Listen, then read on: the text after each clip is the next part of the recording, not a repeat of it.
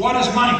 Well, in theory, money is a way for you to store your economic energy and not have it stolen from you by the government, by a bad investment decision, right? Perfect money is in fact the solution to all your problems.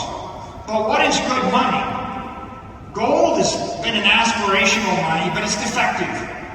And the reason gold is defective is because we keep creating more of it, and you can't custody it. And so if I keep creating 2 or 3% more, then that means that the half-life of your economic energy in gold is 35 years. It means every 35 years your money's cut in half, or the value of your wealth is cut in half. The only way to make gold perfect is to stop mining it and make it possible to teleport and carry around in your head. And of course, this is not happening with gold.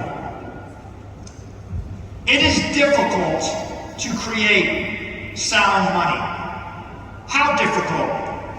Well, Bitcoin has gotten 50 trillion times more difficult to mine since it was formed. 50 trillion. Now, what is that telling you? Well, for the money to be sound, I have to cap the supply. And in order to cap the supply, I have to make it exponentially more difficult to create it. And human beings in this small corner of the world, Bitcoiners, who have been ignored, they figured out how to create 50 trillion times more work in those 14 years. That's what you're fighting against, and that's why commodities make awful money. That's why anything that can be produced with human intellect and capital will always be awful money, because you're betting against human intellect. I'm going to actually store my money in something that you can make more of, but I'm going to bet you're too stupid to make more of it. Okay, that's an awful bet. Somebody somewhere with less money than you has a lot of time on their hand to figure out how to get your money.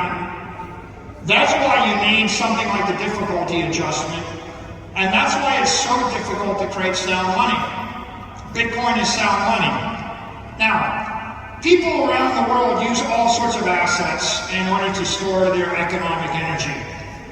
All these monetary assets have a different natural frequency. For example, oil gets produced with a stock-to-flow ratio which is extremely low. The Argentine peso is doubling in supply every 1-2 years. Silver is growing at a fairly rapid rate.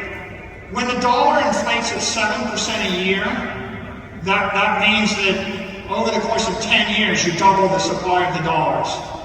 So therefore, the half-life of money in a dollar is 10 years. As the stock-to-flow ratio goes up, the half-life of the money goes up. The natural frequency slows down. Gold has a half-life of 35 years. Obviously, gold is a better money than the peso. It's a better money than soybeans. But now you see, the real key is, what is the natural frequency of the asset? And what's brilliant about Bitcoin is it started with a higher frequency, but that natural frequency is going to infinity. It's becoming a very low frequency money. Next year, after the halving, stock to flow is 120. The half-life of your economic energy in the money of Bitcoin goes to 100 years. In the year 2036, the half-life of your economic energy in Bitcoin becomes 1,000 years. In 2048, the half-life of your economic energy in Bitcoin is 10,000 years.